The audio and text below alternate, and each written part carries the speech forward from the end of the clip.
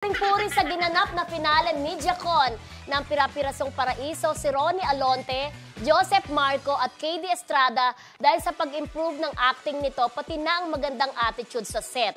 Pero sa sobrang komportable ni Joseph kay Rosana, nakita na raw nito ni si Junjun pero wala naman daw mali siya. Roll VTR. Kaya na napakalaki na ng in-improve. Oo. Buhat sa panonood ko sa kanya, kasi noon sa alam doon at dumadalaw ako sa set nila. May kaibigan ako doon. So napapanood ko siya. Mas magaling ka na dito ngayon. Salamat po. At si KD na, gusto ko yung batang yan, laging nakabati. Sabi nga ni Snoopy, lagi yan nagtatanong, tita, okay ka? Ganun. Andyan siya parati. Hindi yan nawawalan ng bate sa mga seniors. So, matutuwa ka talaga sa sa kanya, pagiging gentleman at respectful. Pag umiihi nga si Alexa, nakabantayan sa pagkakas. Oo! Parang natin. Pero totoo yun. Ano ginagawa rin doon? Nakabalik sa labas ng pintuan. Oo, kasi sira yung lock. So, try na doon. Ayun. Yun ang magandang experience ko dito. Sobrang sa maiksing panahon na pamahal sila lahat sa akin. Siyempre si Joseph Marco, ang tagal namin magkasama niyan sa Provinciano. As in, naging parang magkapatid na kami doon, no? Kasi nakalaking kaya na. Pati ano niya, nakita ko na. Kamusta po? Nakikita naman kasi nila sa akin eh. Tingnan ko naman, syempre. Hindi ka nasa lakin. Pero walang mali sa yun.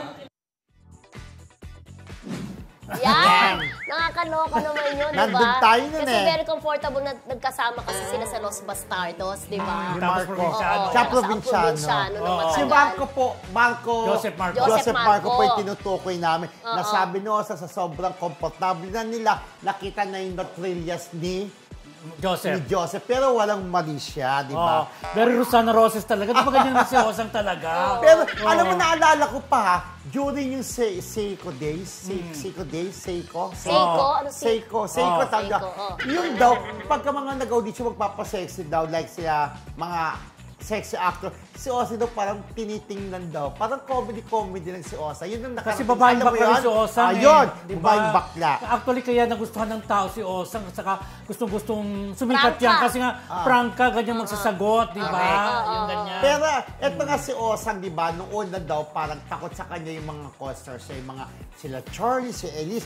Pero pag tagal-tagal daw, sinigurado yun magiging okay na, wag na matakot sa kanya. Yung ang papansinan sa kanya, yung halakhak niya. Kasi iba rin klase pumawa si Osang, di ba? Sabi niya, nung una, sabi nga ni Charlie, nung una po, sa una kong ka-eksena, natakot ako, di ba? Kasi sabi niya, mag-deodorant ka, kasi yung kamay, di ba? Yung kamay masama lumagkit na parang ano, di ba?